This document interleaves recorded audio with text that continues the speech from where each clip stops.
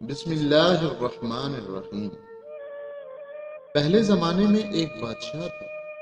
وہ شکار کے ارادے سے نکلا کہ اس کی نظر ایک خوبصورت لونڈی پر پڑی اور بادشاہ پہلی نظر میں اس پر عاشق ہو گیا۔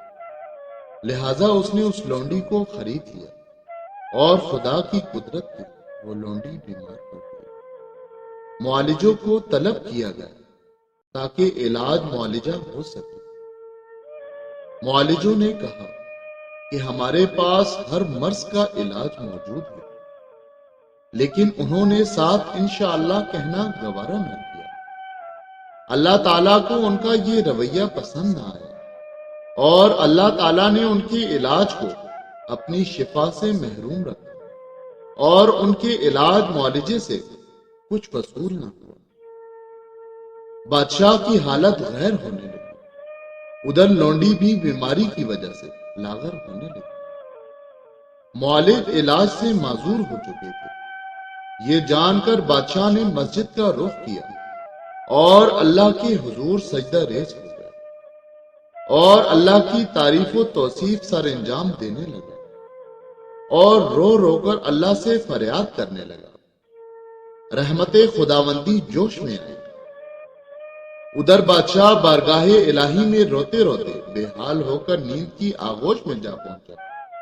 خواب میں اسے یہ نوید سنائی گئی کہ ایک اجنبی شخص آئے گا اور وہ لونڈی کا علاج کرے گا اور اس کا علاج بفضل خدا جادو اثر ہوگا۔ بادشاہ اس اجنبی کا منتظر رہا۔ بالآخر وہ شخص آن پہنچا۔ بادشاہ نے اس کا استقبال کیا۔ بادشاہ نے اس اجنبی مہمان سے ملاقات کی اور عاجزی اور انکساری سے پیش آیا اور اس سے مدد کی درخواست کی۔ بادشاہ اس اجنبی کو لونڈی کے پاس لے گئے۔ اس نے لونڈی کا معائنہ کیا اور انکشاف کیا۔ معالجوں نے اسے جو دوا دی تھی وہ درست نہیں تھی، کیونکہ وہ جسمانی طور پر درست تھی، صرف دل کی بیماری میں مبتلا تھی۔ لونڈی کے مرض سے آشنائی حاصل کرنے کے بعد اجنبی نے بادشاہ سے کہا کہ میں تنہائی میں لونڈی سے بات چیت کرنا چاہتا ہوں۔ اجنبی نے اس سے دریافت کیا کہ وہ کس شہر سے تعلق رکھتی تھی۔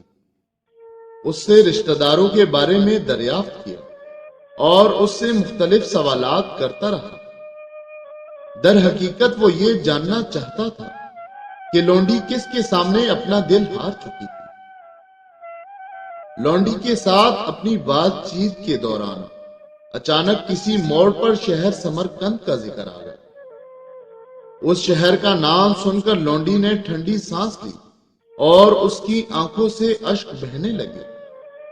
اس نے اپنی داستان سناتے ہوئے کہا کہ اس شہر میں ایک تاجر نے مجھے ایک امیر کبیر آدمی کے ہاتھ فروخت کیا، جس نے مجھے 6 ماہ اپنے ساتھ رکھنے کے بعد دوبارہ فروخت کر دیا۔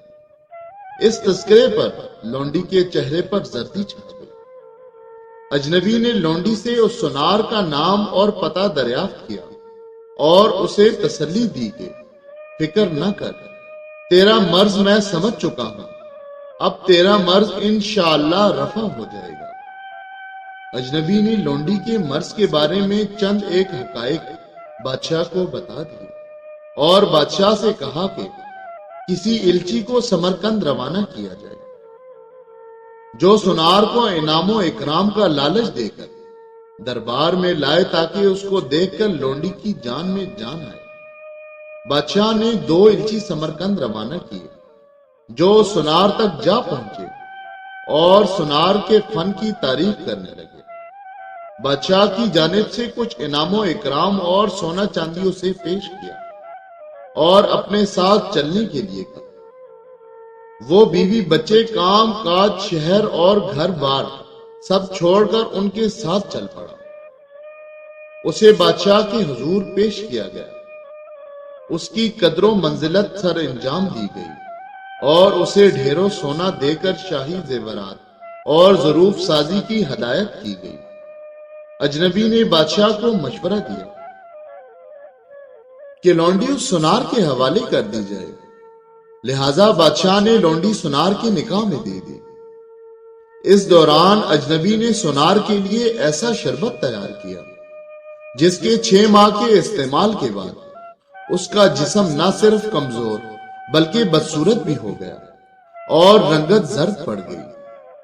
اس کی خوبصورتی زائل ہو چکی تھی جس پر لونڈی عاشق تھی، اور اس کی خوبصورتی زائل ہونے کے ساتھ ساتھ لونڈی کا عشق بھی رفو چکر ہو گیا۔ سنار موت سے ہمکنار ہو گیا۔ اجنبی کے ہاتھوں سنار کی موت مصلحت خداوندی تھی۔